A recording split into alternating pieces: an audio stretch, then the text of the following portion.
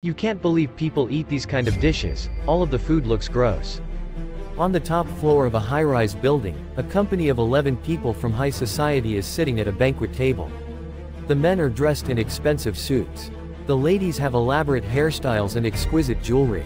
Many waiters and footmen serve the company, and a duet of strings and a grand piano plays for them. A banquet steward with a piercing gaze oversees the proceedings. We see an abundance of sumptuous meat dishes on the table, which the guests greedily devour. Waiters helpfully bring up new dishes, but the company's appetite only increases. Remaining silent, the guests eat the meat of crocodile, shark, dog, lion, and other animals, including raw meat, lustily. Only one woman at the table finds this strange. She looks around with incomprehension and hesitates to eat. Soon the plank floor beneath the richly appointed table cannot bear the weight of the dishes and begins to creak.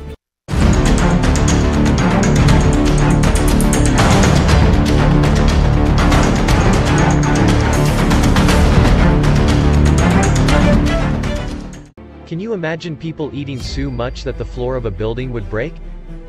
The waiters and musicians realize what will happen next and furtively glance around. In a moment, the floor with the table and all the guests collapse to the floor below with a terrible crack. The attendants are not at all surprised. The banquet manager makes a few notes in his notebook and then tells someone on the conference machine, "Next floor." The musicians pick up their instruments and quickly carry them to the lower floor. A huge hanging chandelier is also moved downstairs.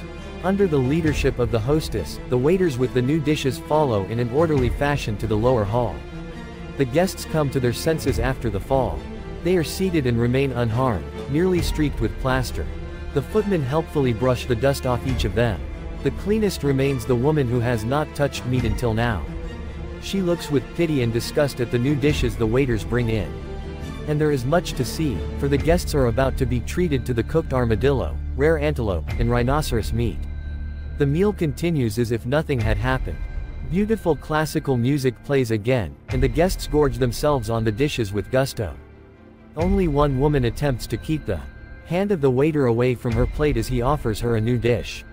The waiter quickly looks at the banquet manager and forcibly puts strange sausages on her plate.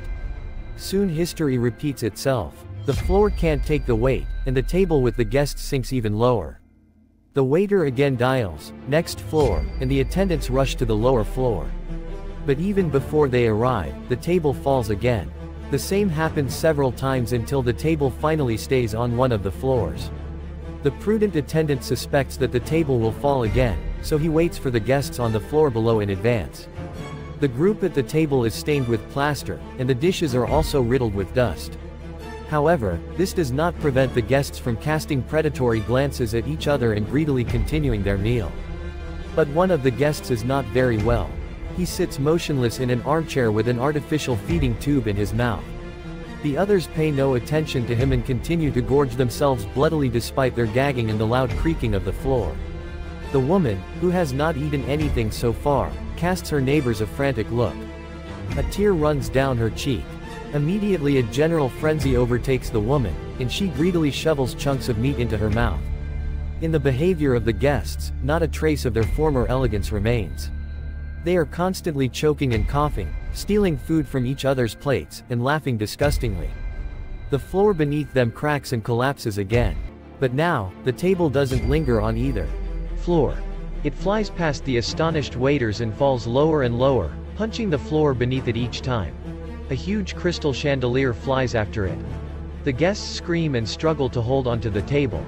The waiters stare into the bottomless hole in the floor with horror and inordinate amazement. Only the banquet manager remains calm. He looks into the camera with a piercing gaze as if mocking what had just happened.